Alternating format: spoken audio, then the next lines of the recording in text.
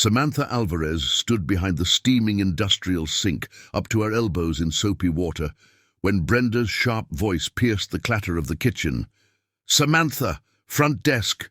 Now, Mindy just called in sick." Samantha looked up, blinking, soap out of her eyes. "Me? Yes, you. You speak the best English, and you've got a decent face. Go." Before she could protest, Brenda had turned her back and marched off. Samantha wiped her hands quickly on a stained towel and followed the woman through the back hallway. Her heart thumped in her chest. She had never worked the front desk before. She wasn't trained for it. She was a dishwasher, for God's sake. But she needed the hours. She needed every shift she could get. Brenda shoved a navy blazer at her. It didn't quite fit, tight across the shoulders, too long in the arms. But it would have to do. By the time she stepped behind the tall marble counter, it was 8 a.m., and guests were already filing in with rolling luggage and cranky voices. The lobby smelled of lemon polish and expensive coffee.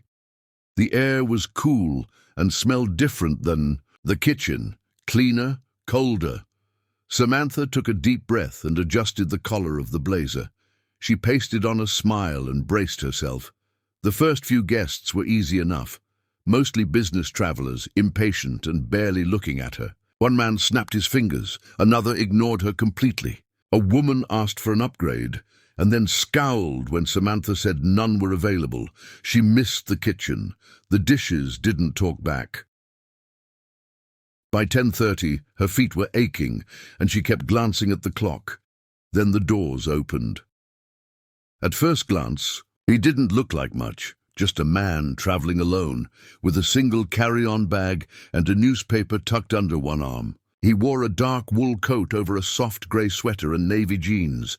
His shoes gleamed, polished, expensive. He moved with calm purpose, not rushed like the others. His hair was neatly trimmed, his face lightly stubbled, and his eyes, her breath, caught, steel grey, sharp, not unkind but distant, watchful. He looked like he saw everything. He came directly to the desk and stopped in front of her. "Checking in?" she asked, trying to keep her voice steady. "Yes, James Thornton." His voice was low, smooth, measured. Samantha glanced at the computer. She scrolled the list and found him quickly. James Thornton, penthouse suite, 3 nights, paid in full, the penthouse. Only the wealthiest ever booked it. "Oh yes, Mr. Thornton, you're in the penthouse. Welcome to the Windale Grand." She slid the keycard across the counter and offered a polite smile. He accepted it with a slight nod and glanced at her name tag. "Samantha." She tried not to blush. "You've been here before?" she asked, mostly to fill the silence. "I have. Years ago." He studied the lobby as if seeing it differently than everyone else. "How long ago?" "Long enough that it doesn't look the same." He didn't elaborate. He turned to go, and she opened her mouth to offer assistance. But he was already walking away, rolling his bag behind him. He stepped into the elevator, glanced back at her once, then disappeared behind the closing doors. She exhaled and leaned slightly against the counter. That night, she couldn't get him out of her head. Something about the way he looked at her, really. Looked like she wasn't invisible for once, but that was ridiculous. He was just a guest, and she was nobody. The next morning was overcast. The clouds sat low and heavy above the city, threatening rain. Samantha had been behind the desk since 7:30 a.m., and the lobby was quieter than the day before. Most guests had already left for meetings or tours. At around 10, the elevator opened, and he came out, James Thornton, again, alone. No briefcase, no assistant, just the same calm presence, the same quiet dignity. He walked past the desk, but paused. "You're still here," he said. She nodded. "Just helping out again." He looked at her for a moment. "You don't like this job?" She blinked. "Excuse me? You're polite, but you're watching the clock. You're not settled." She gave a small laugh. "I guess I'm more comfortable in the kitchen." "Dishwashing." "Yeah, it's less visible." "You like numbers," he said, almost casually, her brow furrowed. "How do you know that?" "Yesterday you rearranged the tip jar coins, in order by denomination. You were balancing the register in your head before the manager corrected you. She hadn't realized anyone noticed?" "Yeah," she said slowly. "I'm studying accounting at the community college. I've got 1 semester left." He nodded thoughtfully. "What's your goal?" She looked at him like he'd just asked her what her soul smelled like. "To not be broke," she offered with a half-laugh. He smiled. It was small but genuine. "Well," he said, adjusting his sleeve, "I'll be around." And just like before, he walked off. That night, curiosity got the better of her. She typed his name into the search bar on her phone. When the results loaded, she gasped. James Thornton was a billionaire, founder of Blue Forge, a tech company acquired by a Silicon Valley giant, investor, philanthropist, known for being quiet, private, rarely seen in public, and now staying alone in a modest hotel in her city. The next day, it rained. Cold, steady drops hit the tall windows of the lobby like a whispering drumbeat. Samantha was watching the storm when he appeared again, sleeves rolled, no umbrella. "You'll get soaked," she called as he passed. He stopped and looked back. "I like the rain," he said simply. She walked out from behind the desk a few steps. "Why are you even here?" He tilted his head. "You don't think this hotel suits me?" She hesitated, unsure how to answer. "No offense," she said softly, "but it's not where billionaires usually stay." He approached the counter again and rested both hands on it. "I stayed here 15 years ago," he said. "I was broke. I had nowhere to go. This was the only hotel that didn't throw me out when my card got declined." She stared. "I came in late. I hadn't eaten in 2 days. The night clerk let me stay. Said I could pay later. He paid out of his own pocket." "That's incredible." "I told myself I'd come back, just once, to remember who I was." Samantha felt her throat tighten.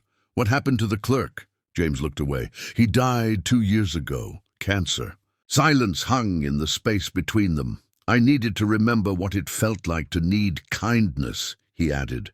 Her voice was barely above a whisper. "You're not what I expected." He smiled faintly. "Neither are you." That evening, her shift ended late. Rain still poured steadily. She wrapped her coat tighter and stepped into the wet street, walking briskly toward the subway. She had barely gone 2 blocks when a black sedan pulled up beside her. The window rolled down. Samantha.